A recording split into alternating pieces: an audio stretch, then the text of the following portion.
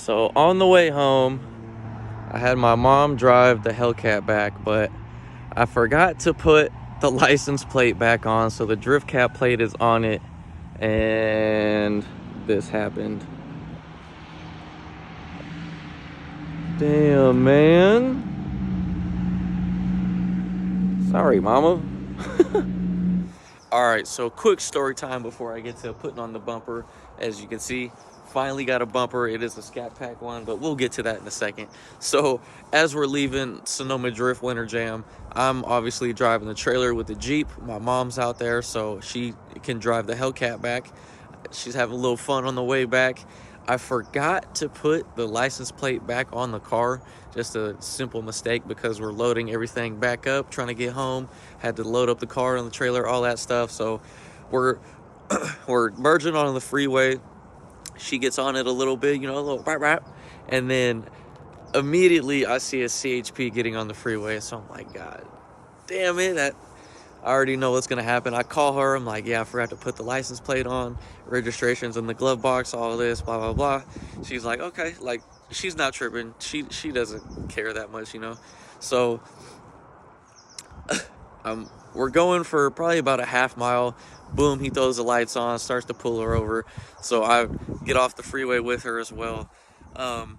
Luckily the cop was hella cool. He was like, just throw the plate on. I won't give you a ticket for it.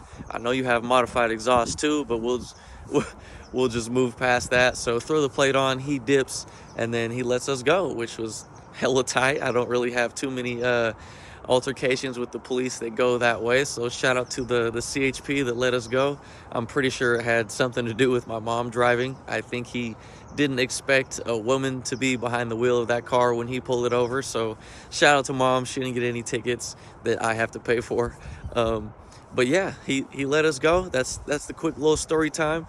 Now I will remember to put the license plate back on anytime my mom drives and when I drive as well, so I won't get any tickets. But yeah, finally picked up a bumper. It is white, obviously. I got it from the same dude that I got this fender from, so that's why it's matching colors. I was gonna get a red one, but that didn't work out. So luckily the car is going to only be two colors for a short amount of time because it is going to get wrapped here very, very shortly. But it is a 392 bumper, so it has these fog lights. But the cool thing about it is I was stressing I didn't want to get a 392 bumper because I thought there were different styles, I thought the Hellcat bumper and the 392 bumper had a big difference, but really the only thing is this lower bottom grille. Obviously it has that the parking sensor, so I'll have to get a new grille for that. He had the front license plate on, so I'll have to get a new piece of the grille as well to get rid of those holes, and then I'll have to get the little grille inserts there because I could just pop these out. They make it pretty simple, just pop them out, it'll be good to go. But I finally have a bumper to throw on, so I'm going to do that now. Just pop it in. I don't have any push pins, so I'm going to have to go get some push pins, but it really just pops in there, and then, it's a really simple install. So let's go ahead, throw this bumper on. One thing that did happen when the other bumper got ripped off was these little side marker wires to the reflectors got ripped out, so we'll have to wire these to this new setup, and it's just a plug, so we'll have to wire those up, but we'll have a bumper. So let's go ahead and throw on this bumper and then get over to city alignment and figure out what's wrong with this thing, because driving it after Sonoma, the alignment is all crazy, but that's kind of normal after swinging it for a full event. But there's a crazy metal to metal clicking noise or banging noise when driving this thing on the freeway. So I'm thinking that I either bent a suspension arm when I hit the deer, or bent a suspension arm at the event, or the coilovers went out. That's just a quick little assumption. Or another reason why I think it could be the coilover is because this thing was all over the place at the event. it definitely wasn't planted and driving like it normally does. So there's definitely something wrong. We'll go up to city alignment and figure that out later. But right now, let's get this bumper on. All right, so I knew I was kind of smart. I saved the old top of the bumper that I still had. So they're not even bolts, they're rivets. As you can see here, you know, this was already missing a couple of them, but yeah, they're not bolts, they're rivets. So gonna have to try and rivet these things in. Huge update. I didn't realize how much modifications I would have to do to this damn bumper to get it back to like Hellcat standards, you know? So because of the inner chiller on the car, what Overkill did was cut these off, which goes to the bumper support, right?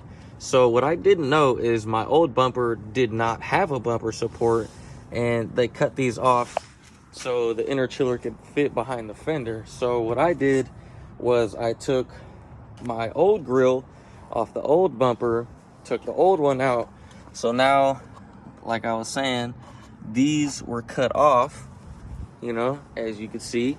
I no longer have these pieces right there. So the bumper could fit the inner chiller. So took the old grill off, swapped it over, took the bumper support off, took the fog lights out, and then took the bottom grill out as well, because like I was saying, it has that space for the front parking sensor, which Hellcats don't have. So I got everything all out, swapped over, and it should be ready to go on the car.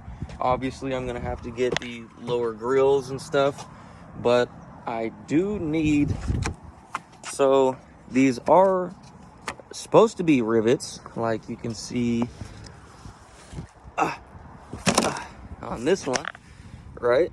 They're rivets, but the kind of cool thing is that they're threaded. So you could just throw a bolt in there. So what I'm gonna have to do is get a bolt for these, and then get a bolt to bolt it up to the, oh God, I'm out of breath.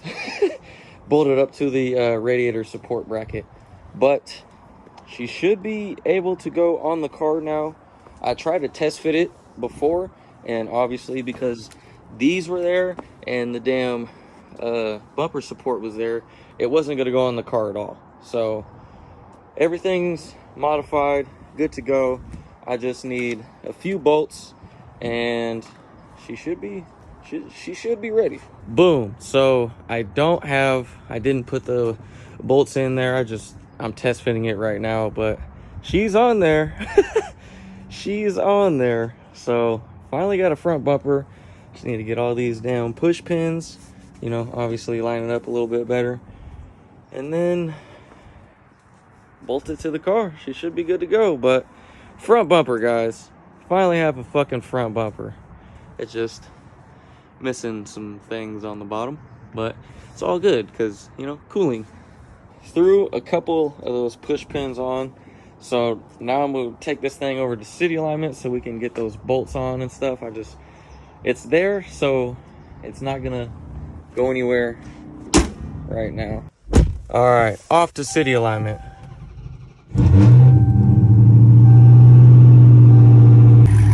Hopefully this motherfucker don't fall off on the way there, but it looks like it's on there enough to withstand like a mile distance. So there's a rock up there.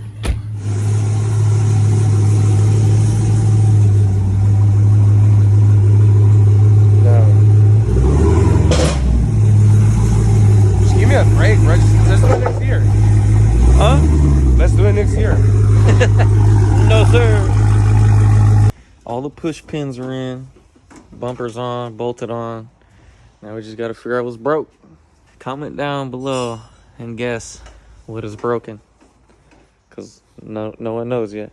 Like pockets. There, bingo, bingo.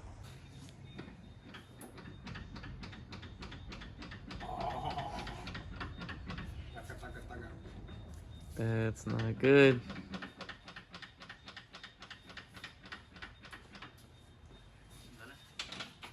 Oh.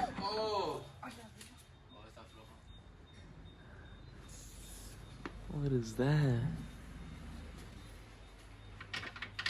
Oh. Yeah, I knew it. Oh no! I knew it was. Oh. I knew it was fucked up. Mr. George. Mr. George. Ouch. What arm is that? Lower control arm. So what happened? It's loose? Yeah, it was.